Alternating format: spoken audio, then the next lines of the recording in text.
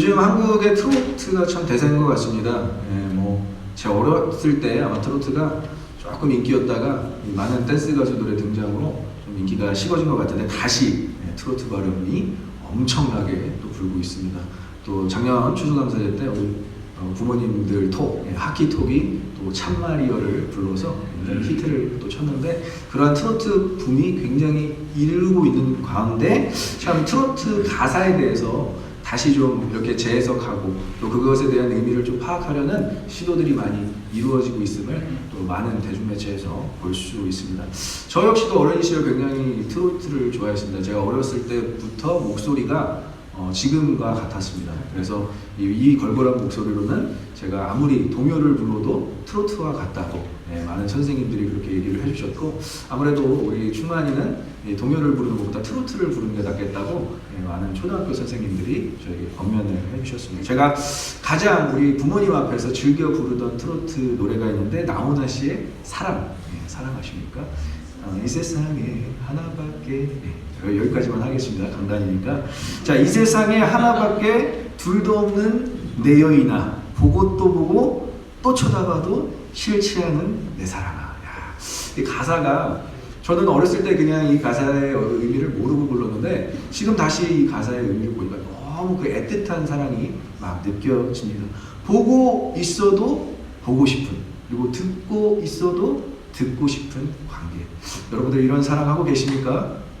다들 표정들이 안 좋으시네요. 이런 사랑 하고 계실 줄 믿습니다. 이 사람과 남녀 관계의 사랑도 이런 사랑이 될 수 있겠지만, 우리 아까 우리 찬양했잖아요. 하나님을 보는 것, 하나님을 듣는 것이 하나님과의 이러한 관계가, 이 애틋한 관계가 또 맺어지는 그런 우리의 사랑이 될 줄 믿습니다. 그래서 보고 있어도 보고 싶은 분이 하나님이 될 수 있고, 또 듣고 있어도, 하나님의 말씀을 듣고 있어도 계속 듣고 싶은 하나님의 말씀이 될 수 있다는 것이죠.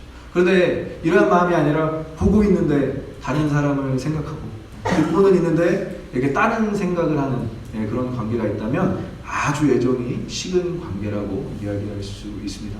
만약 여러분들 연인 관계에서나 혹은 부부 관계에서 이러한 일들이 일어난다면 아주 여러분들 정말 다시금 사랑의 마음을 또 키워나가야 될 거라고 생각을 합니다.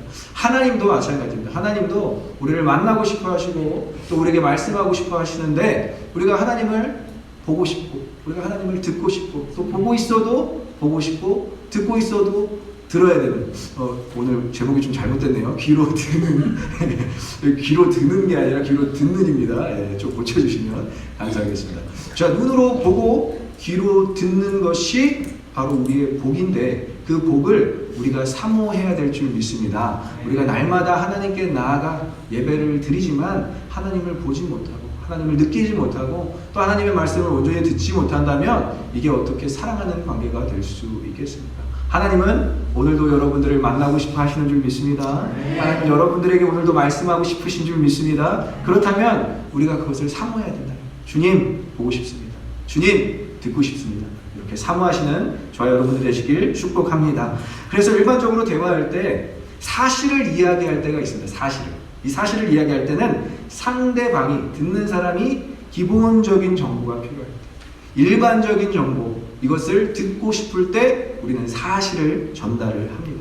그런데 오늘 예수님이 본문에서 비유를 써서 이야기하신다고 표현하는데, 일반적으로 이 비유를 써서 이야기할 때는 정보뿐만이 아니라, 정보 전달뿐만이 아니라 그 상대방이, 듣는 사람이 정확한 이해가 필요할 때 비유를 씁니다.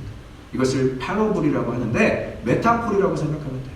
은유, 비유, 이것을 상대방에게 정확하게 이해시키고자 할 때 비유를 들어서, 은유를 들어서 이렇게 전달한다라는 방식이 바로 비유인 것입니다. 비유를 통해 예수님이 복음을 설명하십니다. 특별히 천국 복음에 대해서, 열매 맺는 삶에 대해서 비유를 많이 사용하셨는데, 이 이유는 하나님의 말씀에 대한 비밀을 정확하게 해석해 주시기 위해서, 듣는 자들로 하여금 그 말씀이 어떠한 의미가 있는지 정확하게 이해시켜 주시기 위해서 비유를 사용하셨다라고 이야기하고 있습니다. 이해하고 받아들이는 것까지가 진정한 알민 것입니다. 이것이 우리가 하나님을 안다고 그냥 추상적으로, 아니 모호하게 받아들이는 것이 아니라 정확하게 하나님의 말씀을 알아야 하는 것이 우리의 사명인 것입니다. 믿으십니까? 그래서 히브리어로 야다라는, 알다라는 단어가 너무 중요하고요. 헬라어도 기노스코라는 단어, 알다라는 단어가 중요한데, 이 알다라는 단어는 그냥 쓰여지지가 않았어요. 이 알다라는 단어는 비밀을 알다. 어떠한 비밀이냐면, 어느 때 사용하냐면 부부 관계에서의 크고 은밀한 비밀을 설명할 때 이 야다와 기노스코가 사용되었다는 거예요. 그러면 하나님과의 관계도 마찬가지입니다. 우리가 하나님을 안다고 생각할 때 그냥 추상적이고 모호하게 아는 것이 아니라 하나님을 깊이 아시는 저와 여러분들이 되시길 축복합니다. 그 하나님을 깊이 알 때만이 우리가 야다, 기노스코, 하나님을 알 수 있다라는 것입니다. 그러나 예수님의 공생의 시기를 보면, 3년간 사역하셨던 그 시기를 보면 제자들과 무리들을 제외한 종교 지도자들과 유대인들은 작정하고 아예 각오를 하고 결단을 하고 예수 그리스도의 사역과 말씀을 보지도 듣지도 않으려고 하는 것을 우리가 말씀을 통해 볼 수 있습니다. 그 이유에 대해서 오늘 본문에서 이야기해 주시고 계신데, 왜 이들이 보지도 듣지도 않으려고 노력했는가? 15절에 이렇게 이야기하고 있습니다. 우리 15절 한번 같이 읽어보도록 하겠습니다. 시작. 이 백성들이 눈은 감았으니 이는 눈으로 보고 귀로 듣고 마음으로 깨달아 돌이켜 내게 고침을 받을까 두려워함이라 하였느니라. 자, 눈으로 보고 귀로 듣고 마음으로 깨달아 내게 고침을 받을까 두려워했다. 이들은 듣고 보는 것까지는 괜찮지만 마음이 돌이켜질까 봐, 혹시 이들이 마음에 고침을 받을까 봐 두려워하였다고 예수님은 정확하게 지적하고 있습니다. 영어 성경에는 They should understand and return and I will heal them이라고 나와 있어요. 그러니까 그들이 이해하고 그들이 돌아서면 주님께서는 치료하시는데, 이들은 그것 자체를 두려워하였다라고 소개되어지고 있어요. 왜 이들은 두려워하였을까? 그 이유는 완악하여졌기 때문입니다. 이 완악하여졌다라고 번역된 에파퀸데라는 단어는 두껍게 만들다, 살찌게 만들다. 별로 그렇게 좋은 단어는 아니에요. 그리고 1차적인 의미는 이렇게 되어 있지만 다른 의미로는 마음을 무감각하게 만들다라는 단어의 뜻이 있습니다. 이 상징적인 의미를 바로 파퀴노라는 부정과거 수동태로 사용하고 있어요. 수동태, 어떤 의미, 패시브, 어떤 말인지 아시죠? 마음을 완악하게 하는 제3자의 역할이 있는데, 그들의 마음을 완악하게 만드는 것이 하나님의 말씀입니다. 이사야 선지자의 말씀이었고, 많은 소선지서들과 대선지서들의 하나님의 말씀이 그들의 마음을 강팍하게 만들었다. 그래서 우리가 출애굽기를 보면서 바로의 마음이 모세가 하나님의 말씀을 선포할 때마다 강팍하여졌다, 완악하여졌다라고 계속적으로 표현하고 있는 것이 바로 동일한 표현인 것입니다. 그래서 하나님의 말씀을 듣고 돌이켜 깨닫는 것이 아니라 마음이 더 강팍해질 수 있다는 거예요. 성도가 아니요, 세상 사람들, 바로 세상 사람들이 주님을 몰라보고 듣지도 않고 보지도 않으려고 노력했던 사람들은 이렇게 마음 자체가 완악해져 있었다는 것입니다. 자, 어렸을 적 제가 치과를 너무 가기 싫었어요. 지금 우리 공동체에서도 이 치료가 필요한 우리 형제 자매들이 있는 걸로 알고 있는데, 치과 너무 싫지 않습니까? 그 드릴 소리가 제 어떤 이 입 안에서 들린다는 것 자체가 너무 싫었고, 마취 주사를 맞으면 또 이렇게 하루 종일 얼얼하잖아요. 그 느낌 자체가 어렸을 때부터 너무나 싫었어요. 저 역시, 저 말고도 많은 우리 형제 자매들이 어렸을 때 치과 가기를 두려워했다고 해요.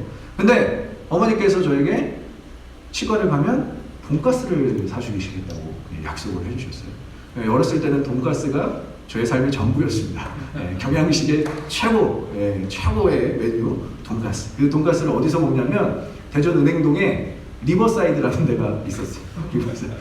그때 생각하면 그게 굉장히 좋은 이름이라고 생각했는데, 그 미국 동네 명칭이잖아요. 리버사이드가 있었는데 그 레스토랑에 가서 돈가스를 먹을 때 그 기분은 정말 어린 시절에 모든 걸 다 가졌던 그런 기분이었습니다. 그래서 어머니께서 그 리버사이드 레스토랑 옆에 있는 치과를 가면 돈가스를 사주겠다고 이렇게 마음의 기쁨을 또 허락을 해주셨습니다. 그래서 치과 치료보다는 돈가스를 먹을 수 있다는 기대감으로 치과 치료에 나아갈 수 있는 담대함을 얻었다는 것이죠.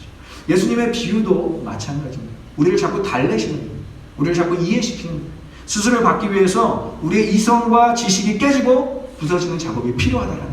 오늘 하나님께서, 오늘 예수님을 통해서 말씀하시는 것은 이 완악해져 있는 마음이 수술이 필요한데 그들이 먼저 듣고 보고 이해해야 된다는 거죠. 이것은 수술을 이야기하고 있어요. 여러분들 수술 받는 것, 치과 치료 받는 것이 두렵지만, 그리고 너무나 부담되지만 이 고침을 받은 후에는 우리에게 기쁨이 보장되는 것처럼 하나님의 말씀이 때로는 두렵지만 우리에게 영적 기쁨을 보장해 주는 줄 믿으시길 바랍니다. 하나님께서 우리에게 주시는 말씀은 이렇게 때로는 찔림으로, 이렇게 때로는 우리를 고침으로 전달해 주시는 방법이 있다는 거예요. 그래서 이 고침을 받으려고 듣고 보는 것 자체가 16절에서는 복이라고 이야기하고 있는 것입니다. 여러분들, 오늘 하나님께서 하나님을 보시기를 원하신다면, 그리고 하나님의 말씀을 듣기를 원하신다면 그것 자체가 여러분들에게 복인 줄 믿습니다. 그게 바로 성도가 누릴 수 있는 복이라는, 하나님을 보고 싶고 하나님을 듣고 싶어하는 그런 마음. 물론 우리에게 마음에 찔림도 있고 우리에게 마음에 어떤 상함도 있고 불편함도 있어요. 하나님의 말씀이 다 우리를 좋게 하지는 않아요. 하지만 그 말씀으로 고침을 받는다면 여러분들에게 놀라운 영적 기쁨이 허락되는 줄 믿습니다. 그렇기 때문에 우리가 하나님의 말씀을 사모하는 것이고, 오늘 예수님께서는 그 비유를 통해서 너희가 들어야 한다, 너희가 봐야 한다라고 권면하고 있는 것입니다. 자, 그래서 천국에 대한 비유와 구원의 열매를 맺기 위한 믿음을 특별히 비유로 말씀으로 많이 하시는데, 비유가 아니면 주님께서는 이야기하지 않는다고까지 이야기를 하십니다. 이 이유는 이 복음은, 천국 복음과 구원 열매에 대한 이 복음은 단순히 정보 전달이 아니라는 것, 그들의 이해와 알을 위한 것이었다는 것입니다. 그래서 여러분들이 하나님의 말씀을 읽을 때 정확하게 이해하려고 노력해야 돼요. 그냥 단순히 하나님께서 나에게 주시는 말씀이야 라고 그냥 그것 의미대로 문자적으로 살아가는 것이 아니라, 왜 이 말씀을 이 당시 때 하셨는가, 이것은 어디랑 연결되냐면 성경 공부랑도 또 연결이 되는 것입니다. 그래서 많은 사람들에게 비유로 얘기하지만 특별히 제자들에게는 그 비유에 대한 해석까지도 해주세요. 예수님이 이렇게 제자들을 따로 모아놓으시고 이렇게 다른 조용한 곳에 가셔서, 혹은 그들과 모인 곳에 가셔서 어떤 방에서, 아니면 그들과 모인 공간 가운데서 예수님이 그 비유에 대해서 제자들에게 자세하게 해석해 주시는 장면들이 나옵니다. 왜냐? 이제 그들의 사명은 깨달음을 전달하는 사명이기 때문에 그래요. 단순히 이해하고 아는 데에 그치는 것이 아니라 이제 그들은 예수님께 들은 것을 가지고 누군가에게 전해야 되기 때문에, 제자들이 특별해서가 아니라 제자들의 사명이 전하는 사명이기 때문에 예수님께서는 그들에게 특별히 비유에 대한 해석을 이야기해 주십니다. 그렇지만 이 비유에 대한 해석을 들었어도 제자들은 다 이해하지 못했어요. 마치 오늘날 살아가는 기독교인들과 마찬가지입니다. 우리가 하나님의 말씀을 다 이해하기 위해서는 성경 공부도 필요하고요, 또 함께 나눔도 필요하고요, 정말 내가 이해한 말씀이 맞는가, 또 목회자들과의 상담도 필요하다는 것입니다. 여러분들, 이러한 영적 액티비티를 두려워하지 마시고 말씀으로 담대히 나오셔서 자꾸 이해하려고 노력하시는 저와 여러분들이 되시길 간절히 소망하고 축복합니다. 네. 그러게 말씀을 사모하는 것처럼 하나님께서도 우리에게 계속 말씀으로 이해시키고자 하시려는 노력을 주변 사람들을 통해서, 또 좋은 도구들을 통해서 우리에게 완전한 이해로 인도하신다는 거예요. 그래서 마태복음 15장 14절에서는 특별히 예수님께서 소경이, 맹인이, 눈먼 사람이 눈먼 사람을 인도할 수 없다고 이야기해요. 우리 한번 같이 읽어보겠습니다. 그들은 맹인이 되어 맹인을 인도하는 자로다. 만일 맹인이 맹인을 인도하면 둘이 다 구덩이에 빠집니다. 이 그들은 누구를 이야기하느냐? 바리새인과 사두개인들을 이야기하는 거예요. 안다라고 생각하는 사람들, 하나님의 말씀을 많이 알고 많이 지키고 그리고 그들 그 말씀대로 살아가고 있다라고 착각하는 사람들이 맹인이라는 것입니다. 그래서 소경, 맹인, 눈먼 자는 눈먼 자를 인도할 수 없다. 만약 그들이 인도하면 둘 다 구덩이에 빠진다라는 거예요. 그래서 하나님의 말씀을 가르쳐 줘야 하는 사람들, 제자의 삶을 살고 싶어하는 사람들, 사도의 삶을 살고 싶어하는 사람들은 더욱더 하나님의 말씀을 정확하게 하려고 노력해야 된다는 것입니다. 자, 그렇지만 바리새인과 사두개인들과 같은 종교 지도자들도, 이 지도자들에게도 비유로 얘기하시는데, 아까 제가 설명했듯이 바리새인과 사두개인들도 이성과 지식이 깨져야 됩니다. 마음이 찔려서 그들이 회개가 They will return이라고 하잖아요. 그들이 회개가 일어나면 내가 I will heal them. 내가 그들을 고치겠다라고 주님께서는 결심하시는데 하나님이 이사야 선지자를 통해서도 이 말씀을 그대로 이사야를 통해서 말씀하셨는데 바리새인과 사두개인들은 거기까지 도달하지 못했어요. 마음의 찔림까지도 도달하지 못했어요. 왜냐? 아까 얘기했듯이 완악하여졌기 때문입니다. 여러분들 하나님의 말씀에 절대 완악해지지 않기를 소망합니다. 하나님의 말씀을 듣는 것을 기뻐해야 돼요. 열려 있어야 되는 거예요. 언제든 말씀하십시오 하나님. 지금 여기 계시며 말씀하시는 하나님. 그리고 우리의 시선을 fix our eyes on Jesus. 우리가 주님을 보기 위해서 노력하는 것처럼 하나님 우리가 보고 듣는 복을 사모하게 하여 주시옵소서. 이것이 기독교인들이 살아가는 방법인 것입니다. 그래서 말씀을 보고 듣는 과정은 여러분들 수술실에서 수술 받는 거랑 똑같아요. 그럼 메스, 칼 뭐 이런 거 수술 도구는 누가 갖고 있죠? 하나님이 갖고 계시고. 그러면 수술 받아야 되는 사람이 막 이렇게 움직이면은 그 수술이 이루어지겠습니까? 듣지 않겠다고 귀를 막고 수술을 받지 않겠다고 몸을 감싸면 그 수술이 이루어지겠냐? 우리가 몸에 힘을 다 빼고 주님 우리를 고쳐주십시오. 아프더라도 조금 상처가 날지라도 우리에게 고쳐야 될 것이 있으면 고침을 받아야 될 줄 믿습니다. 그것이 말씀으로 우리가 깨지는 상황인 거예요.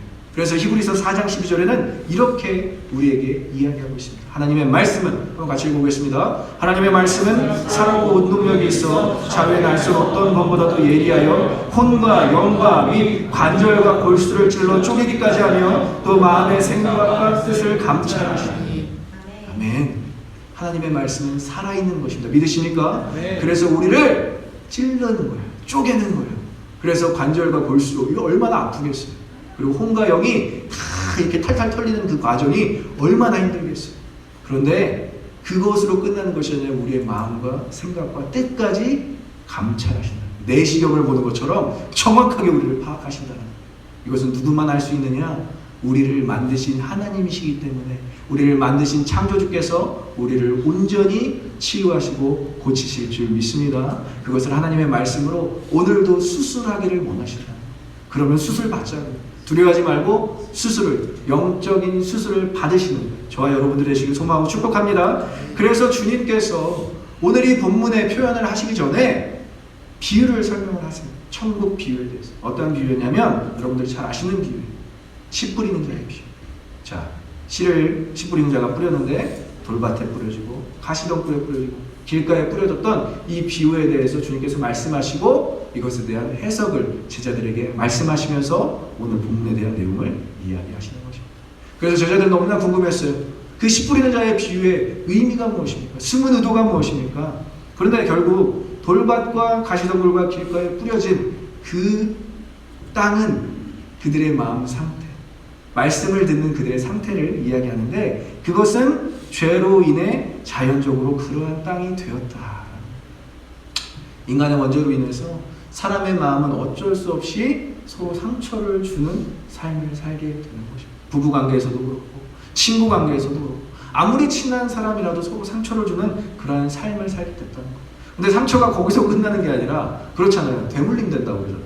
부모님한테 받은 상처가 자식한테 가고 또 그 상처가 친구한테 가고 자꾸 이렇게 서로 상처 주면서 또 국가 간에도 그렇잖아요. 자꾸 전쟁과 핍박과 기근과 이런 것들이 있는 것도 바로 죄로운 물들어진 세상 가운데서 살아가는 그 우리의 마음같이 돌밭과 가시덤불과 길가와 같다라는 표현을 해주시는 것입니다. 그러면 씨 뿌리는 자의 비유에서 씨는 무엇일까요? 씨의 역할은 무엇일까요? 바로 말씀인 것입니다. 말씀은 어디에 뿌려줘도 어느 곳에 뿌려둬도 그 씨는 싹이 나서 열매를 맺게 되는 것입니다. 길가에 뿌려졌던 돌밭에 뿌려졌던 아니면 가시덤불에 뿌려졌던 그 씨의 역할은 어떻게 해서든지 열매를 맺는 작업을 하는 것이 씨의 역할인 것입니다. 그러면 이 비유에서 씨 뿌리는 자는 누구시겠습니까? 바로 하나님이신 것입니다. 어느 누구에게나 어디서나 하나님께서는 말씀을 뿌리십니다. 그것을 듣는 자, 그것을 보는 자는 복이 있는 자들이지만 그것을 듣지 않겠다고 마음의 창을 닫아버리고 눈의 그 시야를 닫아버리면 하나님께서 주시는 그 말씀의 복을 누리지 못하는 것입니다. 오늘 하나님의 말씀을 듣기 위해서 모인 여러분들은 하나님의 말씀이 전해지는 그러한 하나님께서 예비하신 그런 좋은 땅들인 줄 믿습니다. 그래서 우리가 때로는 돌밭과 같고 가시덤불과 같고 길가와 같을지라도 하나님께서 그 말씀을 뿌리셔서 우리를 치유하시고 우리를 고치셔서 다시 열매 맺게 하신다는 거예요. 그래서 제가 너무 좋아하는 찬양, 십자가 그 사랑이라는 찬양인데, 사막의 강물과 길을 내시는 주라고 이야기하고 있어요. 우리는 돌밭 같고 우리는 가시덤불 같고 우리는 길가, 버려진 길가 같을지라도 사막의 강물을 내시는 주님이라고 이렇게 찬양하고 있고요. 2절 가사는 더 깊이 와닿습니다. 돌 같은 내 마음 어루만지사 내 안에 새 일 행하실 주를 사랑합니다. 믿으십니까? 네. 길가에, 사막에 길가를 내시고 돌 같은 내 마음을 다 거두셔서 하나님의 말씀으로 열매를 맺게 하시는 분, 씨 뿌리는 자, 하나님을 바라보는 것이 이 비유의 핵심 주제인 것입니다. 자, 신앙은 때로는 길가에서, 돌밭에서, 가시덤불에서 시작하는 믿음의 여정일 수 있지만, 살아계신 하나님의 말씀의 능력을 악조건 속에서, 우리의 생활 어느 조건 가운데서도 발견하는 것이 저와 여러분들의 역할인 것입니다. 여기 서 있는 저도, 이렇게 말씀을 전하는 저도 참 어린 시절과 청소년 시절을 생각하면 참 제가 이렇게 목사가 돼서 하나님의 말씀을 선포하는 것, 이거 자체가 저한테는 너무나 기적인 것 같습니다. 금요일에 식사하면서 우리 형제자매들하고 교제를 하고 있는데, 어떤 한 형제가 예수님의 하신 말씀, 누구한테 이렇게 인용한 건 아니에요. 이 말씀을 하더라고요. 선지자는 고향에서 높임을 받지 못한다. 딱 이렇게. 왜 그 얘기가 나는지 잘 모르겠지만 그 말씀 딱 선포하더라고요. 그래서 그 말을 듣고 제 스스로가 찔려서 제가 그렇게 얘기했습니다. 그래서 제가 고향을 못 갑니다 라고 얘기했어요. 선지자는 고향에서 높임을 받지 못하는데, 저는 그래서 고향을 가는 것도 굉장히 두려워합니다. 제가 굉장히 존경하는 우리 멘토 목사님이 있는데, 같이 식사를 하고 이렇게 차를 마시면서 목사님 정말 조심스럽게 저한테 이야기를 해요. 그래도 김 목사 많이 목사 다 오셨어. 그렇게 얘기를 하시면서 기분이 너무 좋았어요. 진짜 감사합니다 목사님. 굉장히 인정받기 힘든 분인데 저한테 딱 그렇게 말씀을 해주시더라고요. 근데 또 제가 좀 이렇게 잘하거든요. 또 목사님한테. 그래서 제가 우리 목사님 기분 좋으라고 그냥 목사님 조금 흉내내고 있습니다 라고 이야기하니까 목사님이 더 좋은 말씀을 저한테 해주셨어요. 김 목사, 나도 그냥 선배 목사님들 흉내내는 거야 라고 이야기하시더라고요. 그럼 흉내내고 또 선배 목사님들은 흉내내고 그럼 어디까지 가죠? 예수 그리스도까지 가는 거예요. Jesus likeness. 이것이 우리의 목표가 되어야 될 줄 믿습니다. 누군가 흉내낸다는 거 좋은 일이에요. 우리의 멘토, 아니면 우리가 정말 신앙의 본보기로 사는 사람들을 흉내내는 건 너무나 좋습니다. 그러나 가장 우리가 흉내내야 될 사람은 누구입니까? 가장 우리가 흉내내야 될 분은 예수님이신 줄 믿습니다. 그래서 예수님을 흉내내는 것까지 이른다면 우리가 정말 날마다 하나님을 보고 듣는 복을 누리게 되는 것입니다. 그래서 사막의 강물을 내시는 분은 누구십니까? 하나님이신 줄 믿습니다. 길을 없는 곳에 길을 내시는 분은 누구십니까? 하나님이신 줄 믿습니다. 돌 같고 가시덤불과 같은 우리의 마음을 좋은 땅으로 경작하시는 분은 누구십니까? 하나님이신 줄 믿습니다. 그래서 그 하나님만 바라보고 하나님만 듣겠다고 결단하는 저와 여러분들의 되시길 간절히 소망하고 축복합니다. 그런데 반대로 예수님께서는 또 이 비유에 대한 설명을 한 가지 더 붙이십니다. 완악한 자들과 이 듣지 않겠다고 보지 않겠다고 결단한 자들과 반대되는 부류가 있다라는, 좋은 땅이 있다. 돌밭과 길가와 이 가시덤불과 다른 부류가 있는데 좋은 땅이 있다고 이야기하십니다. 이 좋은 땅은 누구냐? 애초에 복음을 듣고 보는 자들, 마음이 선한 자들, 예수님을 바로 알아보는 자들과 같아요. 마음이 너무나 가난하여서 이방인들도 포함이 됩니다. 마음이 너무나 가난하여서 유대인들도 아닌데 예수님을 보자마자 다윗의 자손 예수여라고 선포하는 그런 바디메오 같은 사람들도 있었고, 정말 로마에서 백부장 같은 사람도 예수님을 인정하고, 가나의 여인도 예수님을 인정하고, 이러한 사람들은 그냥 예수님을 보고 들었던 사람들이라고 이야기할 수 있습니다. 이것은 창조적 은혜로 복음에 합당한 좋은 인격의 소유자들인 겁니다. 하나님께서 특별히 그들을 그렇게 만드셨어요. 이 땅 가운데서 그러한 좋은 땅으로 좋은 본보기로 삼기 위해서 그렇게 창조적 섭리로 그들을 만드셨다는 거예요. 그러한 자들은 말씀이 심겨짐에 따라 무수한 열매를 맺을 수 있는 사람들.